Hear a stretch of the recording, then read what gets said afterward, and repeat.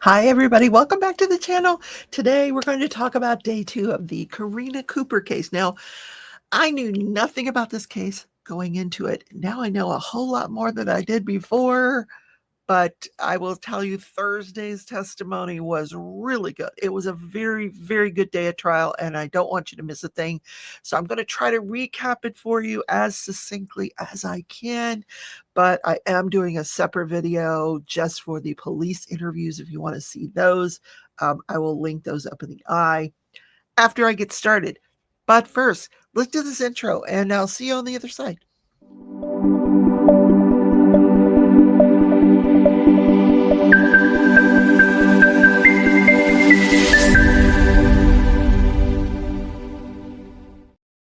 Hi, everybody. Welcome back to the channel. I'm Rebecca, your host of Crafting and Crime Daily. This is the show where I love to craft, but I also love to do true crime, being a former lawyer, and I recap live trials. So you guys have something to listen to while you're creating all those masterpieces out there. Okay, so today's day 2 of Karina Cooper's trial, which was Thursday. Friday, there was no trial because, it was July 4th. Anyway. Make America great again. America. Anyway, I digress. I did work the ball game. It was so much fun. 4th of July was a blast. Okay. So, Jay, before I get into it, if you wouldn't mind hitting that thumbs up button, I would really appreciate it. And subscribe. 19 subscribers more to get to 4,000.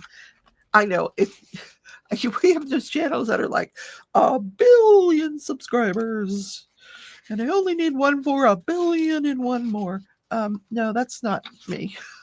But in any case, let's get into it. So Karina Cooper, I'm finding out at the time of the shooting, she was 44 years old, which might have prompted that IVF talk with her lover. I don't know. Her lover, who was 22 years old. What? And married.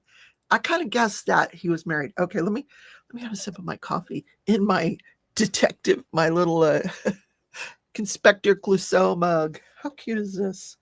I'm a super sleuth. So appropriate for a crime channel. Okay, so on day 2, Karina Cooper is accused of murdering her husband, but in a conspiracy with a guy named Houston Dankler, the 22-year-old I just told you about, who is also on trial. Remember I said I was going to find out if he's on trial? He is going to be on trial next month. August is his trial date. So right after this one, we're going to jump into the next one. Well, soon. So not soon enough for you to have forgotten everything, but there's a lot of stuff on him as well. So she's not alone. Why they're not trying these two cases together, I'm clueless. I have no idea. But co-conspirators for the murder of her husband, Ryan Cooper.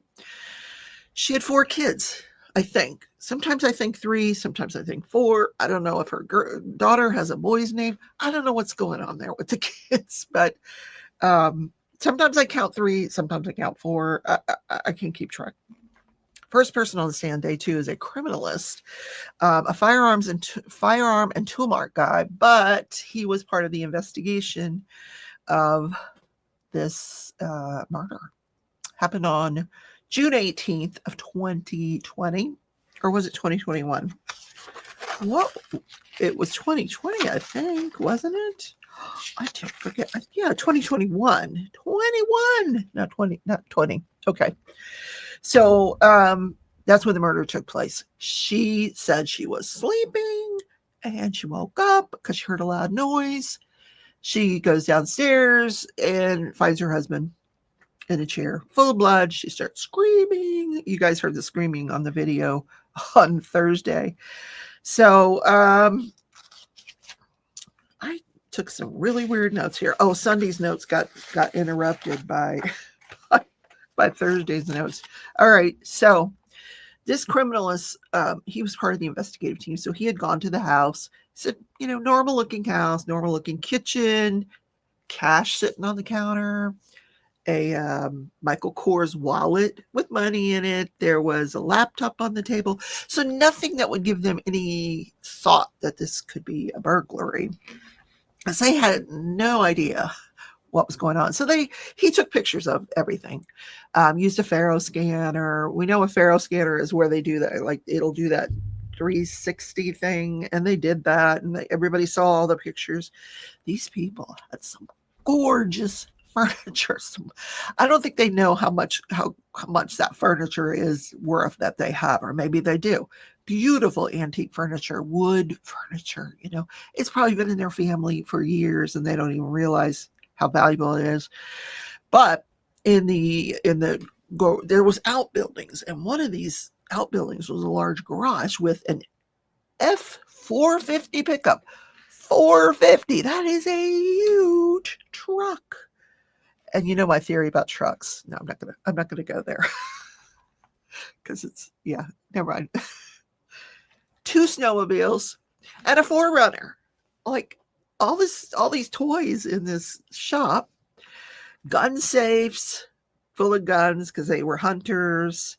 They found a 22 long rifle. They found other stuff, but they were kind of looking for a 22 long rifle because they figured they had found one shell casing and that's what it would have matched. They didn't find it here.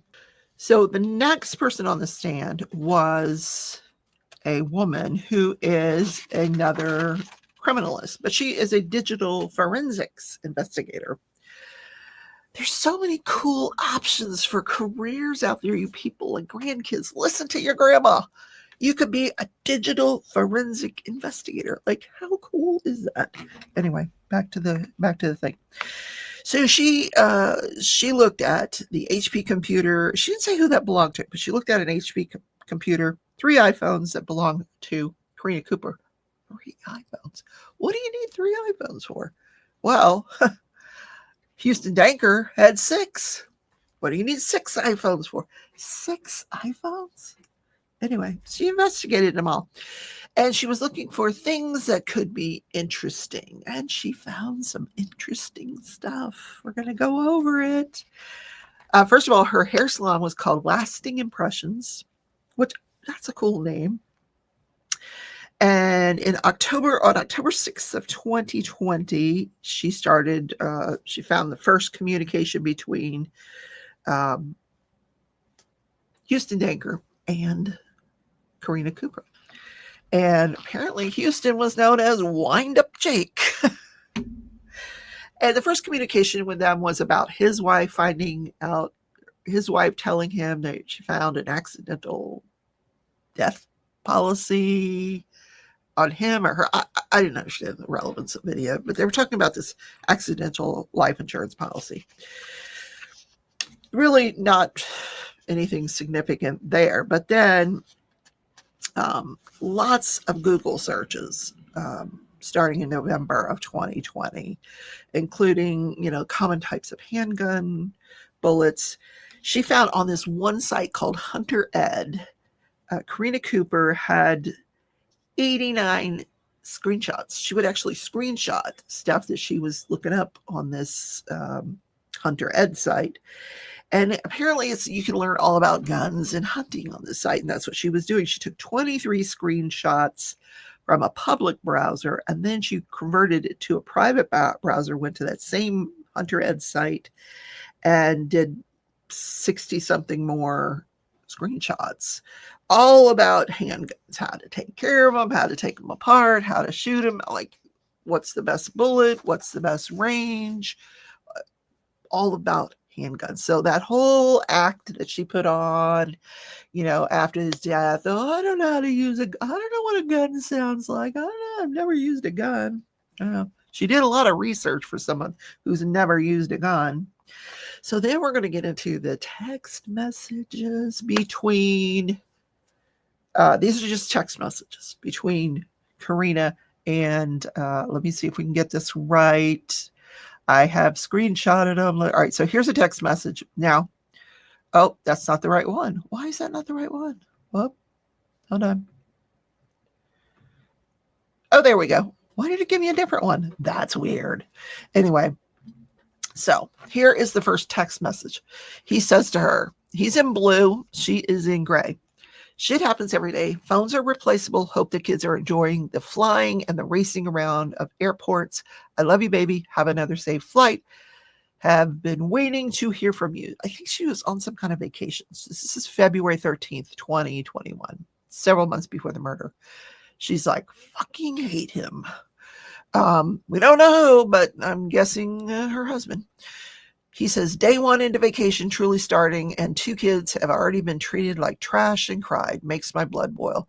Shit happens every day. No reason to make somebody over it or yell about it. Now, I don't know if he's referring to his family, her family. I don't know what's going on there. So here's the next page. And this one's a little harder to read because of the way I did the screenshot. Here we go. So I'm going to try to read it. She's talking about the vacation again, how much different and fun it would be if she was on vacation with him. We would be having a blast with every single situation, whether Cade lost his phone, Cade forgot his tablet. There's some weird names. One's Cade, one's Cable. Okay. Cable lost his tablet. Whatever the situation may be, still would be having a blast. I mean, come on. It's a vacation. And then he goes on and on. It sounds to me like you're on 2 different vacations, wishing that they were on vacation with each other, not realizing that what they're describing about their own lives is, routine interaction with your families. Like, doesn't mean anything's wrong, but I mean, things, when you've been married a while, things start, and you got all these kids, things are happening. Wouldn't have fazed me a bit. Here you go. Wild man. Not like I have somebody to talk to. Your mom's here with me. What? Can't wait to travel with you and just laugh and smile and have a complete blast with whatever we are doing and wherever we are going. So she says to listen to the background of the video I'm about to send. Shows you differences between people like us and people like him. Now, we don't know what this video was, but they both looked at this video. Then we are going to get into Snapchats now. Those were the text messages. Here are the Snapchats. This is where it gets a little salacious. So make sure the little ones are not listening while I'm reading this, because parts of it are pretty. I didn't say them. She did. He did. I'm just telling you, they're salacious. Okay. So she says, I just read this 10 times. Now her texts all have this blue mark next to them. Snaps. They're called snaps. And his will have a red mark next to them. So there's none of his on this page. This is all her. I just read this 10 times. I swear, and just fell harder for you, which I don't think I could have been any more crazy over you than I already was. That book is everything I've ever wanted to hear. You can do something you want with those boys. You're their daddy. Don't need mom's permission. Cable wants to get back to wrestling. He loves it. He just got his ass kicked at a tournament and is scared to compete now. Just wants to go to practice. Doesn't want to lose. And you know what the sperm donor said to him after he got his ass kicked? Not a fucking word other than it happens. No, let's go home and I'll show you how to get out of that move. Just, it happens. They need you so badly. Cade is your football and baseball kid. Kid can throw a damn ball. She's already given his kids away. This is back in March. We're on a March 8th conversation now. Good morning, babe. This is her again. You would have woke up. This is like just a minute or so later. You would have woke up to your honey wife's hand wrapped around your beep this morning. I probably shouldn't say it. Just so you know. Well, isn't that handy information? Here's hoping for a rogue semi today. Big accident. No survivors. And she is referring to her husband there. Okay. Next. And this is him, Houston. And you aren't a fucking loser. Look at all the fucking work you've been putting into us. My God. Plus, with the me working out thing, them boys need a father that's in shape to lift with them, run with them, be able to push them. So Cable doesn't have to worry about losing another match. Cable can be complete fucking animal on the football field, both just strong little men that nobody will fuck with, and nobody will ever fuck with their little sisters after they see them studs roaming around. Really don't care, really don't want Cable to ever to have that feeling again ever in his life of defeat. Have thought about that ever since you told me that. Can't let our kids ever feel like that. Can never make them feel like they lost, even if they did. Pick them up, show them the positives of the situation, and work on shit for next time. Everything in life is a learning curve, not defeat. Them kids will understand that as their dad's on their ass for getting down on themselves ever. She says, breeze blowing the curtains, listening to thunder. Oh, I don't want to wait another summer. That's probably about an hour after he wrote that first Snapchat message. So let's go on to the next. I need someone that even if the surgery doesn't work, you can still do IVF. Might be pregnant this time next year. Oh boy, now this pregnancy thing. He says, IVF, would love for you to be pregnant this time next year. I'd love babies in my slow season so I can be around to help and spend time with you and the baby as much as possible. She says, in vitro fertilization, they implant your sperm and my egg, not the old-fashioned way, but our baby option if the surgery doesn't work. Okay. And then here she says, every time he's around, he says, just explain that to me, please. Nothing has happened since Florida. And if you think I forgot about you in the moment, like now she's mad at him for something. This is on the day of the murder, June 13th. The first one is 9:41 a.m. He responds, okay, so that every time he's around, that's a different conversation. So at 8:44 p.m. on the 13th, she asked him to explain to her. Then she says at 8:51 p.m. on the 13th, wait a minute, when was he killed? He was killed on the 18th, right? So this is 5 days before the murder. Okay. So this is all about Florida. I'm not going to go through that. She thinks he's mad at her and he's not. Okay. I need someone that even if the surgery doesn't work, you can still do IVF. Might be pregnant this time next year. Oh, I already read that to you. Okay. So that was here's another one. You might get tired of me working.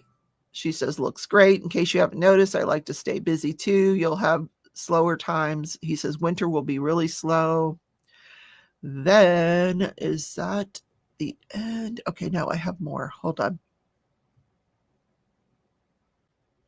Okay, so there are some more Snapchats. Let's get to those. Let's find them. I think this was where we left off here. Let's add that to the stage. Okay, so just be prepared for your wife to constantly be tearing something apart and redoing it. She likes to redecorate. Okay. Not worried about that one bit. You got to see me in my underwear this morning and I haven't gotten to see you. And she says, train wreck. He says, going to sleep with my hand on your blank very soon. Yeah, you can fill in that blank. She said, soaked, just thinking of you. Will be down, right? Embarrassing when I actually have you in person. And he said, why? Okay, next. She gives him a kiss. He says, remember those casings. Effing remember those. No ifs and or buts. Well, I think she forgot one of the shell casings. She says, absolutely 100%. He says, okay, please, going down now. I love you. She says, I love you too so much. He says, then where are we? Yeah. So that's, they put their phones down and that's 6:18 that we're seeing that. Hold on. I want to make sure that's correct. Add to the stage. Yeah, this is 6:17. Okay, so the night before, they're texting back and forth and back and forth. And so that goes on and on. It does eventually stop. And we're going to talk about the timeline of the day in question here in a minute. But first, they show us Houston Dankler's search history. So here's basically, he's searching poisonings, he's searching killings, he searched Father's Day, he searched #1 lawyers in Iowa, and Trayer Law Office. So under poisonings is what is the best way to poison somebody quickly, and then questions about specific poisonings. Killing, what's the best gun to use to kill somebody? How do people get caught for shooting? How do positively get away with murder? The best way to kill somebody with no evidence? How much does it pay to dig a grave? Like, this guy's thoughts were everywhere. So let's see if I can find. Here's some other searches he did regarding medications.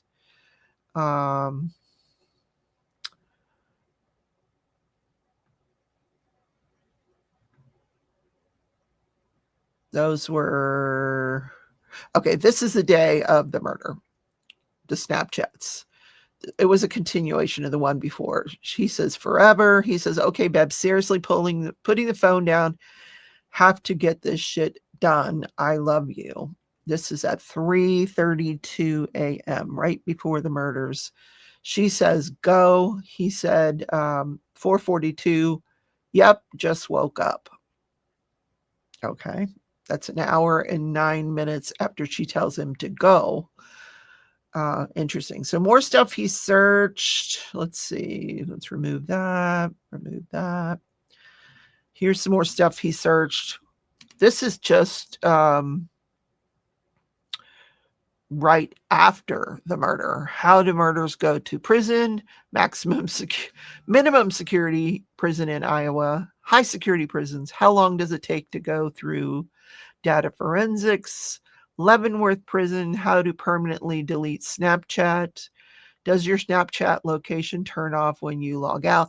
He does a ton of research on Snapchat, because now I think he's realizing all those Snapchat messages that you thought we deleted didn't actually get deleted. Now here's a timeline of the actual date in question, June 18th of 2021. So there's a Snapchat conversation between Karina and Houston. That's the one that I read to you, where she tells him to go. They're on the phone, puts down the phone. She tells him to go right before the murder.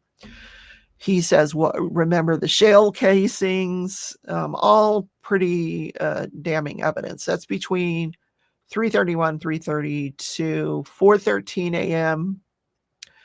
They actually watch a live picture together on, and they show the immigram. I don't know if they showed the photograph or not. I don't remember seeing the photograph.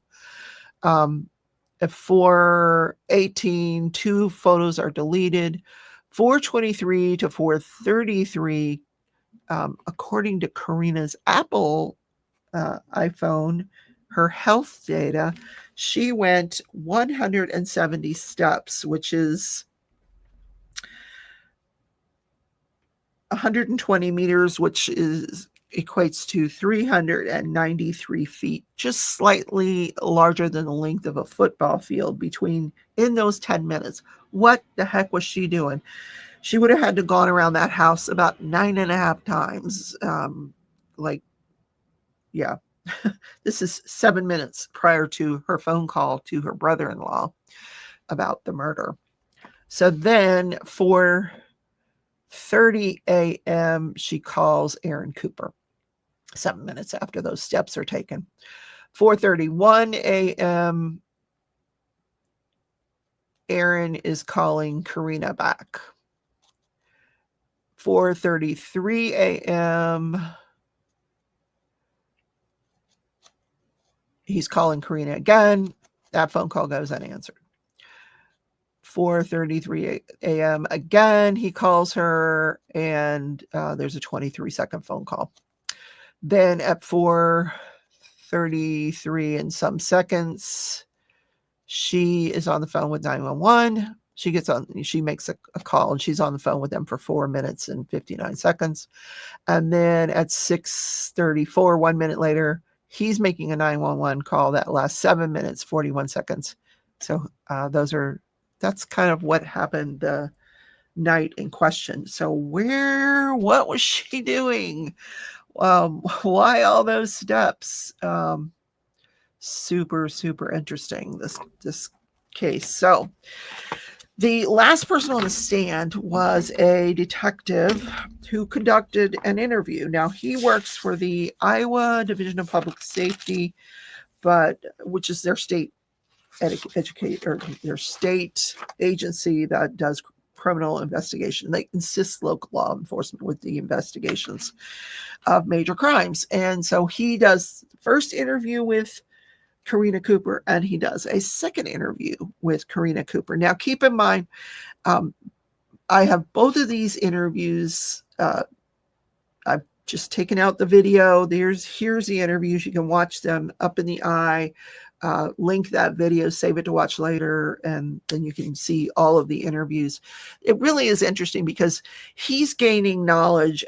He starts the first interview out, he doesn't really know anything. He doesn't know the name of Houston Dankler. He doesn't, there's a lot of things he does not know.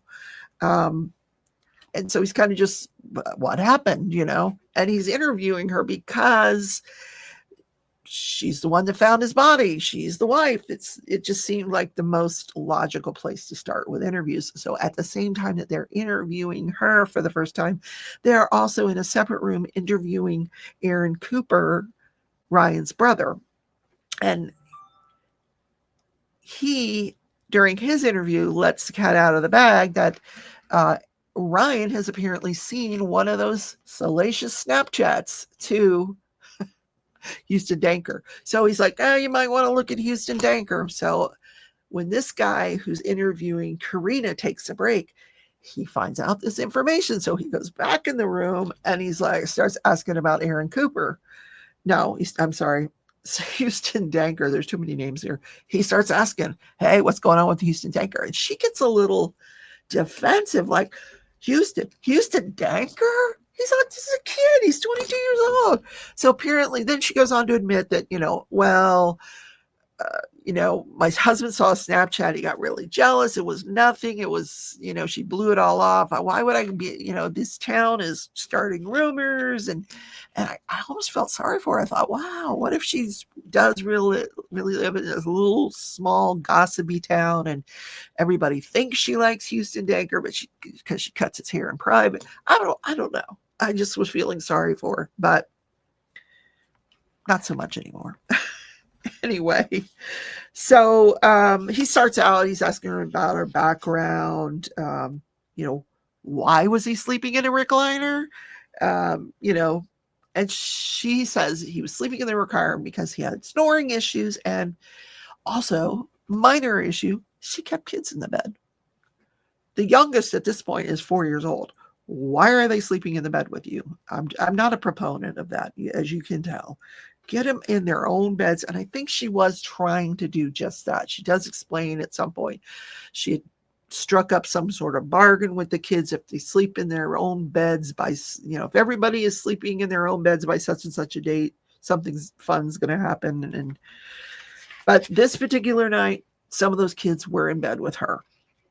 They weren't holding up their end of the bargain, apparently. She says there's always children in the bed. That night they had a baseball game that they went to. One of their sons had a baseball game, and they came home. They took turns taking showers. She took one last.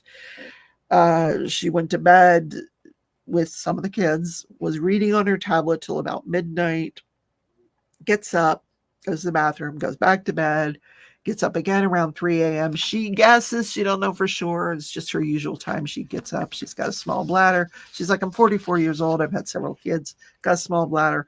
I know what time I get up. I get up several times during the night and go to the bathroom. At 3 a.m., she remembers hearing the TV. No, was it at midnight? Yeah, at midnight when she got up, she remembers hearing him snoring and the TV being on.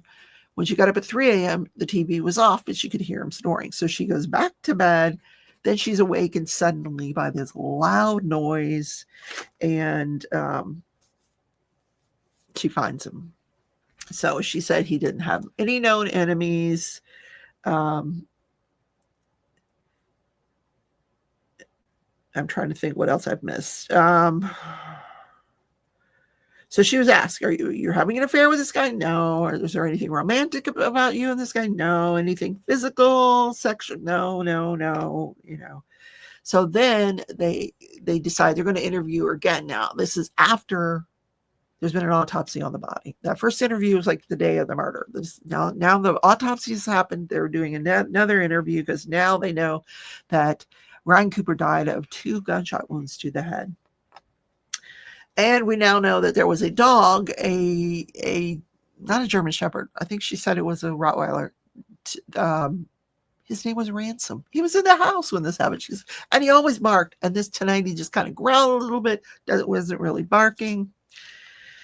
So then she does mention during these interviews that this living room door. Remember I told you that there was a door behind him. He's dead in this lounge chair, but there's a living room door behind him that she says they kept locked. She had just freshly painted this room.